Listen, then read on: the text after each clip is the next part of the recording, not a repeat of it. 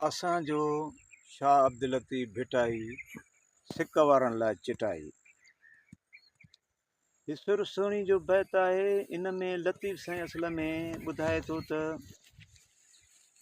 हीअ जेकी शयुनि जो जेको ज़ाहिर आहे, जेका ज़ाहिरी ॾेख आहे, हमेशह तक़रीबन उन्हनि शयुनि जी जेका टोटलिटी आहे उहा ईअं न आहे त सभु कुझु इन ज़ाहिर ते हूंदो आहे। ज़ाहिरिया शयुनि जी हीयत मालूम करण जे लाइ उन जा मुख़्तलिफ़ पहलू थींदा आहिनि। ईअं न आहे त का बि शइ जेका आहे सा उहा सिर्फ़ु पंहिंजे ॾेख में पंहिंजो टोटल तासुरु ॾींदी आहे, ईअं कतई कोन्हे को।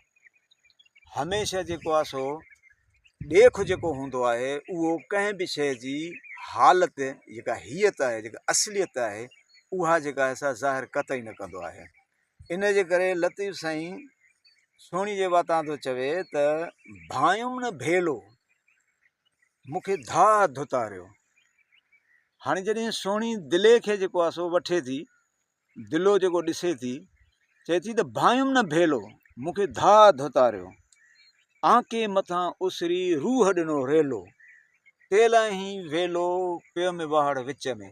यानी जॾहिं मां दिले खे ॾिठो त दिले जे मथां जेके ॻाढ़े पत्थर जा जेके कुंभर चिट असल में ठाहींदा आहिनि, उन चिटनि मूंखे जेको आहे सो असल में हिरखाए विधो त हीउ दिलो जेको आहे सो ॾाढो पको दिलो आहे, मज़बूत दिलो आहे। यानी उन जी दिलकशी, उन जे दिलकश मंज़र सर मूंखे जेको भुलाए विधो, भायुमि न भेलो मूंखे धा धुतारियो। इन उन जे दिलकशी, उन्हनि ॻाढ़नि चिटनि मूंखे असल में उन्हनि मूंखे जेको आहे सो भुलाए विधो, आंके मथां उसरी रूह ॾिनो रेलो। पोइ मुंहिंजो जेको आहे ईअं सम्झो ॼण त हिकिड़े क़िस्म जे दिलि जेको आहे उन ते मुंहिंजी हिरखी पई, ऐं मूं जेको आहे सो इहो ई भायो त न इहो दिलो कम जो आहे। पर पोइ थियो ईअं त तेला ई वेलो पियो में वाहड़ विच में।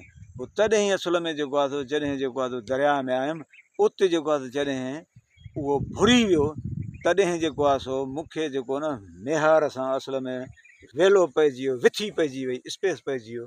उनजो कारण सिर्फ़ु इहो हो त मां असल में उनजो मुकमिल तौर ते जाइज़ो न वरितो जीअं वठणु घुरिजे। जीअं शयुनि खे जेको आहे शयुनि जा मुख़्तलिफ़ जेके आहिनि से पासा ओसा ॾिसी करे उन्हनि जो जेको आहे तायुन कजे। यानी तायुन करण में कॾहिं बि जेको आहे सो कंहिं बि हिकु जेको आहे सो रुख खां उन्हनि खे न ॾिसे, पर जेके बि मल्टी उन जा जेके डायरेक्शन्स आहिनि, उन जा जेके आहिनि से घण रुखा पहलू आहिनि, उन्हनि समूरनि जो जाइज़ो वठिजे ऐं उन जाइज़े खां पोइ तय कजे त आया हिन शइ जी हीअ हिन जी असलियत आहे छा।